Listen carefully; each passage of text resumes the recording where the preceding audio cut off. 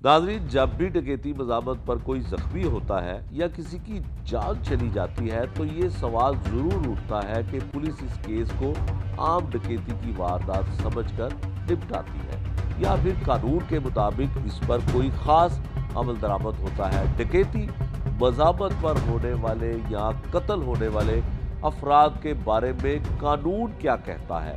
क्या उनको इंसाफ मिल सकता है? अगर हाँ, तो किस तरीका कार के तहत?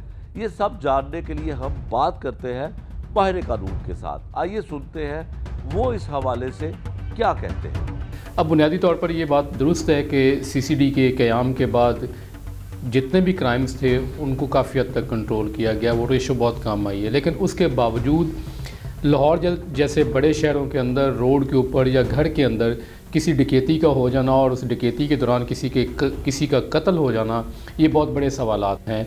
और मैं ये समझता हूँ कि टाइमली ऐसे मुल्ज़मान को ना पकड़ना सीसीडी क्राइम कंट्रोल डिपार्टमेंट और पुलिस की बहुत बड़ी नाकामी है मेरी राय के अंदर। उसकी दो वजूहात हैं। आज हम जिस दौर में जा चुके हैं ये डिजिटल इरा है।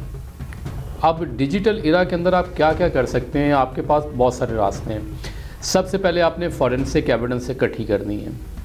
एक बंदा है जिसकी अगर सीसीटीवी वीडियो आपको मिल जाती है, आजकल हर घर के बाहर लगी होती है, और अगर सीसीटीवी फुटेज कलेक्ट नहीं हुई तो इसमें भी मैं समझता हूँ कि इन्वेस्टिगेशन का फेलियर है।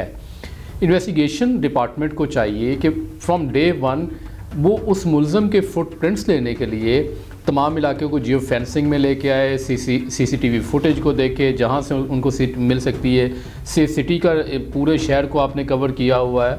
अगर आप उस तमाम के बावजूद किसी मुल्ज़म को आइडेंटिफाई नहीं कर पा रहे तो कहीं ना कहीं इन्वेस्टिगेशन के पार्ट पे लैप्सेस मौजूद हैं। अब उसके बाद आपके पास अगर फ़ोटो आ जाती है तो फ़ोटो को आप फोटोग्राफमेट्री टेस्ट के लिए भेज सकते हैं, आप नादरा को भेज सकते हैं, वहाँ से डाटा इकट्ठा कर सकते हैं।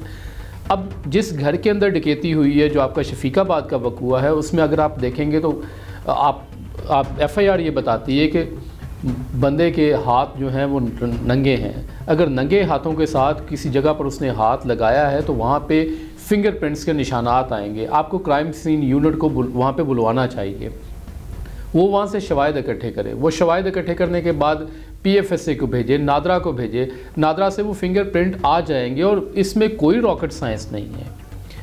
आज डिजिटल इरा के अंदर अगर ऐसे लोगों को ना आप आइडेंटिफाई कर रहे हैं, ना आप पकड़ रहे हैं, तो इसका मतलब ये है कि कोई सीरियस एफर्ट नहीं हो रही। अब ये वाला मामला तो ये है। दूसरी तरफ आप देखते हैं रोड साइड अगर वक़ूआ होता है और आप 1-2 दिनों के अंदर मुल्ज़मान को आइडेंटिफाई नहीं कर पा रहे तो फिर भी वही फेलियर है कि आपका हर रोड कवर्ड है। आप एक बंदा गाड़ी के अंदर बैठकर चाय का कप हाथ में पकड़ बैठा है तो आपने उसको 5000 का चालान भेज दिया, तो मुल्ज़म क्यों नहीं पकड़ा जाता?